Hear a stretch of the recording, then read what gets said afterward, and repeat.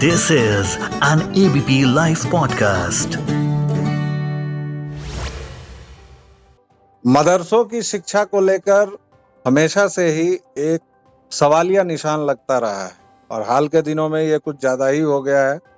वैसे अभी केरल के वर्तमान राज्यपाल आरिफ मोहम्मद खान ने अपने एक इंटरव्यू में भी ये कहा था कि मदरसों में जो किताबें पढ़ाई जा रही हैं उनका जो सिलेबस है या उनकी जो पाठ्यचर्या है वह थोड़ी आपत्तिजनक है। अभी बिहार में इसको लेकर काफी हंगामा हो रहा है क्योंकि वहाँ मदरसों की कुछ किताबें ऐसी पाई गई जो पाकिस्तान से प्रकाशित हैं और उसमें काफिरों पर हमले वगैरह की बात कही गई है। क्या है पूरा मामला, क्या है सच, क्या है झूठ, इन सभी मसलों पर मैं व्यालोक बात करूंगा वरिष्ठ पत्रकार शशि शेखर जी से। आपका बहुत बहुत स्वागत है शशि जी। थैंक यू व्यालोक जी। अभी बिहार में मदरसों के पाठ्य पुस्तकों को लेकर काफी चर्चा हो रही है। कहा जा रहा है कि ये पाकिस्तान से प्रकाशित हो रहे हैं और उसमें कई गंभीर और आपत्तिजनक पाठ हैं। जी, क्या है पूरा मामला, थोड़ा पृष्ठभूमि बताते हुए आप अपनी राय दें। देखिए, ये जो राष्ट्रीय बाल अधिकार संरक्षण आयोग है NCPRC, इसके जो अध्यक्ष है कोई मिस्टर कानूनगो है, उन्होंने ये आरोप लगाया है और ट्विटर हैंडल पे उन्होंने ये बात लिखी है। उसके बाद मीडिया में ये खबरें आ रही हैं कल से परसों से, और उन्होंने एक किताब का जिक्र किया है। उस किताब का नाम है तालीमुल इस्लाम। तालीमुल इस्लाम का जो सरल अर्थ हुआ कि इस्लाम की शिक्षा। तालीम मतलब शिक्षा, इस्लाम की शिक्षा। और इसी तरह एक किताब और है जो लगभग सभी मदरसों में पढ़ाई जाती है, उसका नाम है तालीमुल कुरान, यानी कुरान की शिक्षा।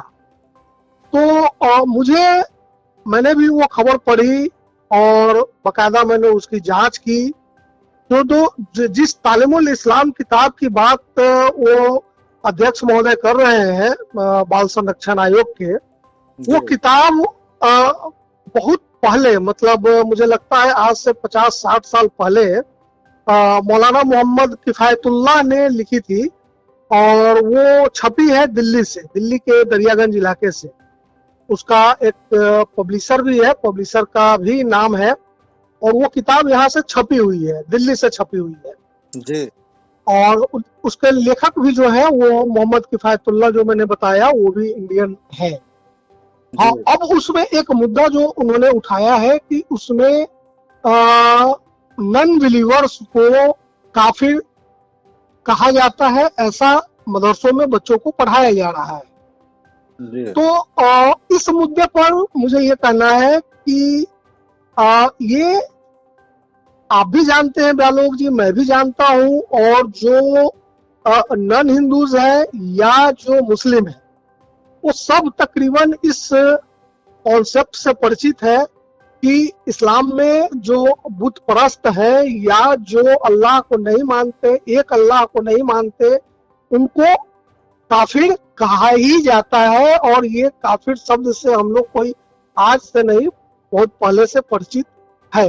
ये अलग बात है कि इस शब्द को लेकर के और बहुत सारी चर्चाएं होती है, विश्लेषक अपने अपने ढंग से इसको चाहते हैं कि उसकी व्याख्या करें, लेकिन हम लोग उसमें न जाकर के दूसरे मुद्दे पर आते हैं। और मुद्दा ये है कि क्या बच्चों को, जो बच्चे जाते हैं मदरसे में पढ़ने, क्या उनको इस तरह की शिक्षा देने की जरूरत है या नहीं है, या अगर देना भी है तो किस तरह से देना है।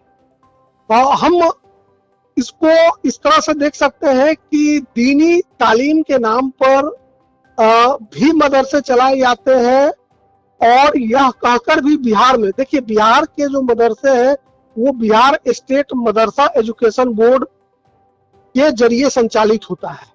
शिक्षा मंत्री उसके सबसे बड़े अधिकारी है, उसके बाद उसमें एक चेयरमैन होते हैं, और ये लोग बकायदा उसमें कई डिग्रियां चलाते हैं, जिसमें फौकानिया, वस्तानिया, मौलवी जैसी डिग्रियां होती है, जिन डिग्रियों के आधार पे सरकारी शिक्षक से लेकर प्रोफेसर तक की नियुक्तियां होती है, और बकायदा उनको सरकार ने मान्यता दी हुई है और इस तरह से चलता है। और वहाँ दीनी शिक्षा के अलावा जो, अगर आप बिहार राज्य मदरसा शिक्षा बोर्ड के वेबसाइट को खंगालेंगे। जी और मेरे एक मित्र भी थे, है अब्दुल कयूम अंसारी, जो पिछले दिनों इसके चेयरमैन हुआ करते थे, इधर पूर्वी चंपारण के रहने वाले हैं।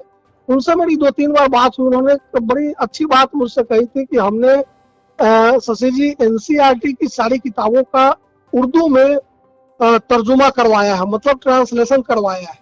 मुझे अच्छा लगा कि चलिए आप कम से कम कुछ अच्छा काम कर रहे हैं। तो ऐसा नहीं है कि वहां सिर्फ तालीमुल इस्लाम या तालीमुल कुरान की ही शिक्षा दी जा रही है। वो सरकारी गाइडलाइन में कक्षा 1 से लेकर 12 तक, जिसमें विभिन्न डिग्रियां होती है, वस्तानिया, फोकानिया, मौलवी आदि, उस सब की पढ़ाई होती है। बोर्ड उसकी परीक्षा लेती है और उसके आधार पर सरकार नौकरी भी देती है। तो अब सवाल ये है कि क्या मदरसे होने चाहिए, नहीं होने चाहिए? होने चाहिए तो जो सवाल एनसीपीआरसी के चेयरमैन ने उठाया है, वो सवाल एक हद तक तो ठीक है कि क्या बच्चों के मन में शुरुआती दौर में ही इस तरह की बातें भरी जानी चाहिए कि जो इस्लाम को नहीं मानता या जो अल्लाह को नहीं मानता वो काफिर है? तो ये एक बहस का विषय है। और बिहार में मुझे लगता है कि देखिए, नीतीश कुमार की अपनी पॉलिटिक्स है और उस पॉलिटिक्स में ये सब कुछ बहुत फिट बैठता है, इसलिए नीतीश कुमार इसमें कहीं कुछ करने नहीं जा रहे हैं, या चाहे वो राजद हो या कांग्रेस हो या कोई अन्य पार्टी हो। लेकिन भाजपा के लोग अगर इस चीज को मानते हैं कि अगर ऐसा कुछ है, तो चूंकि ये भी सत्ता के भागीदार है पिछले 18 साल से, तो एनसीपीआरसी में बैठे हुए लोगों को ये आवाज उठानी पड़ रही है। अगर वो आवाज उठाते भी हैं तो इसकी जांच करने के लिए कम से कम, चूंकि ये पूरा सिलेबस जो है यूनिसेफ ने तैयार किया है, जिसकी बात हम लोग कर रहे हैं जी। तो यूनिसेफ ने तैयार किया है, तो कहीं इसमें उसका इंटेंशन कुछ गलत तो नहीं है? इस बात की तो जांच की ही जा सकती है।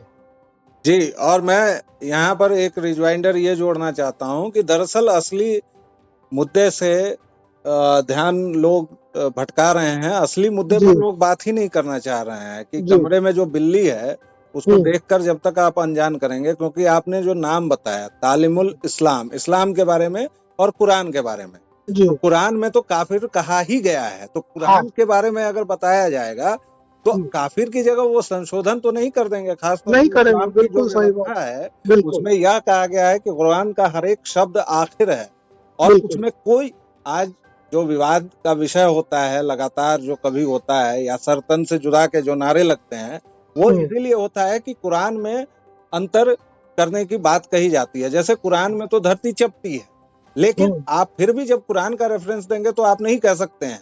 तो वहां विज्ञान कैसे पढ़ाया जाता है? पाकिस्तान में अभी एक पर्चा, एक गुजरात के भरूच का एक पर्चा भी वायरल हुआ था जी। तो उसमें अब क्वेश्चन है कि तुम्हें किसने बनाया? उसका आंसर है कि अल्लाह ने बनाया। तो जब आप धार्मिक शिक्षा देंगे तो वही देंगे। वहां पर डार्विन का विकासवाद या कोई सिद्धांत विकल्प में भी नहीं था। नहीं।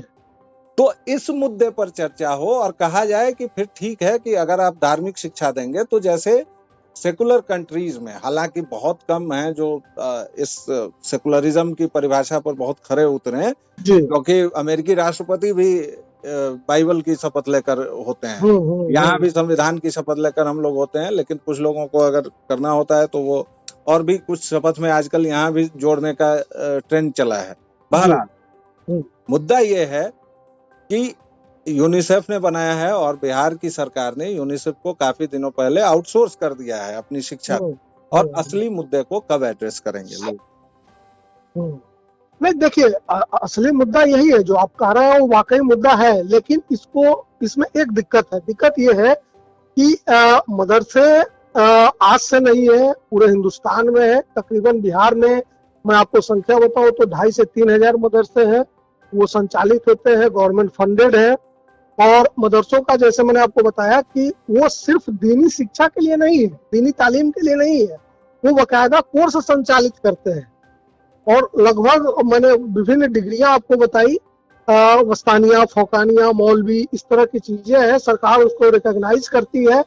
तो अब आप जो कह रहे हैं कि जो वास्तविक मुद्दे हैं, तो वो तो इतना बड़ा मुद्दा है कि मुझे नहीं लगता किसी राजनीतिक दल या संगठन में इतनी हिम्मत है कि वो इन चीजों, आपने खुद कहा कि जो रिलीजियस टेक्स्ट बुक में कह दिया गया है कि वो अंतिम है, उसमें करेक्शन या रिफॉर्म या बाकी किसी भी चीज की गुंजाइश नहीं है।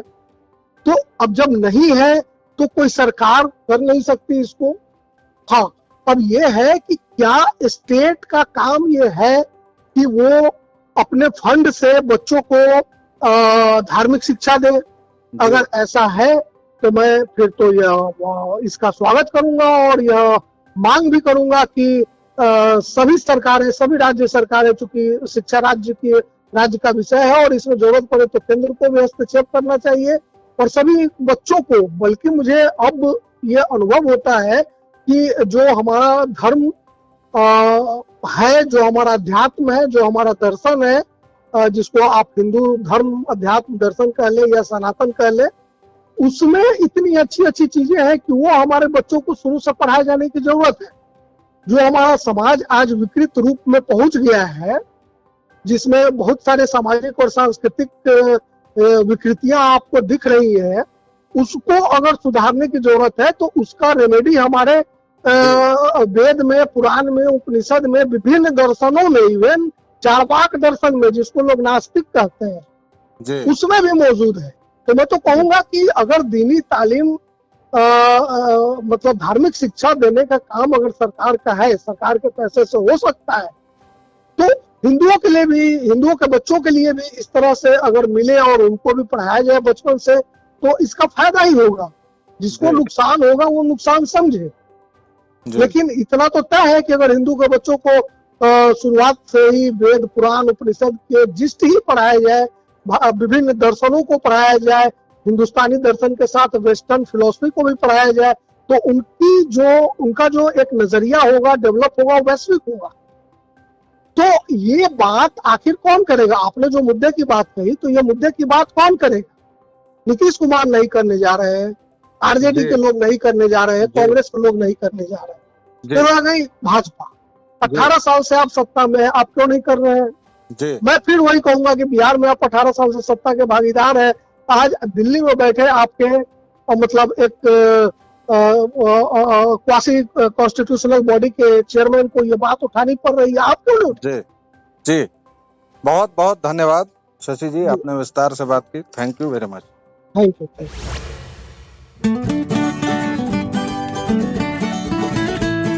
This is an ABP Live podcast.